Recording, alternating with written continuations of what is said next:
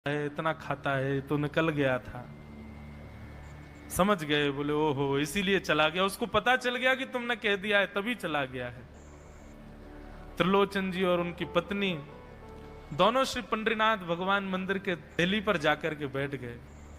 जाकर के ठाकुर जी के आगे हाथ फैला करके कहने लगे, बोले नाथ, हे पंडरीनाथ, आपने हमको संतान नहीं दी, पुत्र नहीं दिया, पुत्री नहीं दी जीवन में।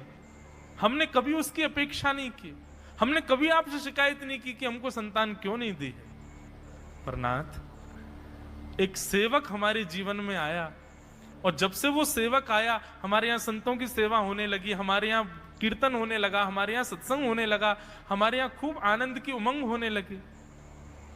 उस सेवक ने हमको आपसे और प्रेम करवा दिया। ठाकुर जी, हम आज आपसे दोनों भीख मांग रहे हैं, हमें कुछ मत दीजिए, आप भी मत मिलिए हमको इस जन्म में, लेकिन हमारे उस सेवक अंतर्यामी को हमको वापस कर दीजिए भगवान, वो जहां कहीं भी हो उसको वापस भेज दो हमारे पास।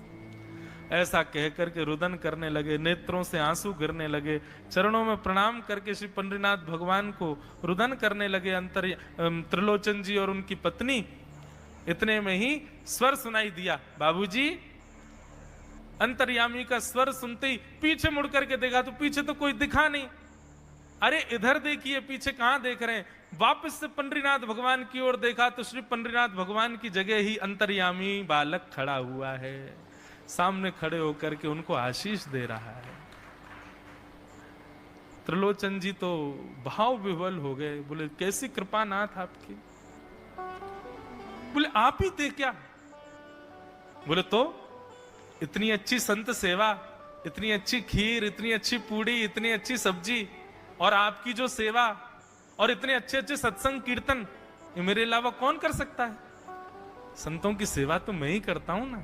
आपने संत सेवा के लिए सेवक मांगा था, इसलिए